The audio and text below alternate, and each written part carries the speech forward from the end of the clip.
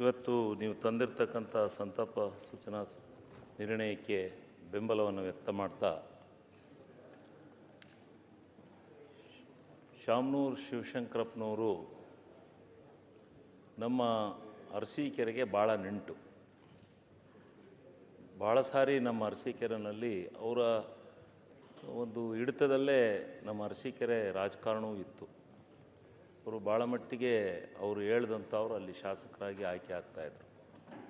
ಅವರ ಸಂಬಂಧಿಕರು ಭಾಳ ಜನ ಇದ್ದಾರೆ. ಅವರನ್ನು ಶಿವಶಂಕರಪ್ಪನವರು ಅಂತಂದರೆ ಯಾರೂ ಪತ್ತೆ ಎತ್ತಿರಲಿಲ್ಲ. ಶಂಕರಣ್ಣ ಅಂತ ಕರೆಯೋರು. ಪ್ರತಿಯೊಬ್ಬರು ಶಂಕರಣ್ಣ ಬರ್ತಾರೆ, ಇವತ್ತು ಶಂಕರಣ್ಣ ಬರ್ತಾರೆ ಅಂತ ಭಾಳ ಅದ್ಧೂರಿಯಾದಂಥ ಆತ್ಮೀಯವಾದಂಥ ಸ್ವಾಗತವನ್ನು, ಗೌರವವನ್ನು ಅವ್ರಿಗೆ ಕೊಡ್ತಾಯಿದ್ರು. ಆದ್ದರಿಂದ ಅವರನ್ನು ನಾನು ಭಾಳ ವರ್ಷಗಳಿಂದ ನೋಡಿದ್ದೇನೆ. ಅವರು ಭಾಳ ಉತ್ತಮವಾಗಿ ಎಲ್ಲರಿಗೆ, ಬಡವರಿಗೆ, ಪ್ರತಿಯೊಬ್ಬರಿಗೆ ಸಹಾಯ ಮಾಡಿರ್ತಕ್ಕಂಥ ಅನೇಕ ನಿದರ್ಶನಗಳನ್ನು ನಾನು ನೋಡಿದ್ದೇನೆ. ನಾವು ಕಾಲೇಜಿಗೆ ಸೇರಿಸ್ಬೇಕಾದ್ರೆ ಅವ್ರ ಹತ್ರ ಕರ್ಕೊಂಡು ಹೋದರೆ ನಿಜವಾಗ್ಲೂ ಬಡವರಿಗೆ ಭಾಳ ಪ್ರಮಾಣದಲ್ಲಿ ಸಹಾಯ ಮಾಡಿರ್ತಕ್ಕಂಥದ್ದನ್ನು ನಾವು ಈ ಸಂದರ್ಭದಲ್ಲಿ, ಈ ಸದನದಲ್ಲಿ ಅವರನ್ನು ಕೊಂಡಾಡಬೇಕಾಗುತ್ತೆ.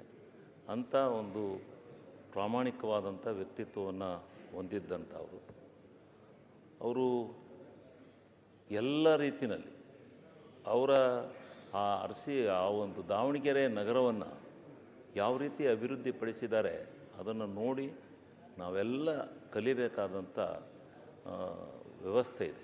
ಅಂಥ ಒಂದು ಉತ್ತಮವಾದಂಥ ವ್ಯವಸ್ಥೆಯಲ್ಲಿ ಆ ನಗರವನ್ನು ಬೆಳೆಸಿದ್ದಾರೆ.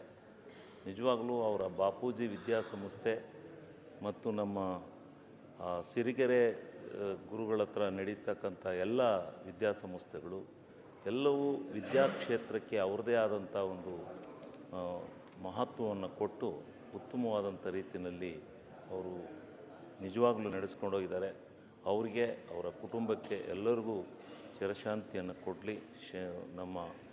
ಅವರ ಕುಟುಂಬದವರಿಗೆಲ್ಲ ನಿಜವಾಗ್ಲೂ ಅವರು ಏನು ದುಃಖ ಪ್ರಾಪ್ತರಾಗಿದ್ದಾರೆ ಅವರಿಗೆ ಆ ಭಗವಂತ ಒಳ್ಳೆಯದನ್ನು ಮಾಡಲಿ ಅಂತೇಳಿ ಈ ಸಂದರ್ಭದಲ್ಲಿ ನಾನು ಪ್ರಾರ್ಥನೆಯನ್ನು ಮಾಡಿಕೊಳ್ತಾ ಈ ಸಂತಾಪ ಸೂಚನಾ ಸಭೆಯಲ್ಲಿ ಮಾತನಾಡಲಿಕ್ಕೆ ಅವಕಾಶ ಮಾಡಿಕೊಟ್ಟಿದ್ದಕ್ಕೆ ತಮಗೆ ಧನ್ಯವಾದಗಳನ್ನು ಅರ್ಪಿಸ್ತೇನೆ.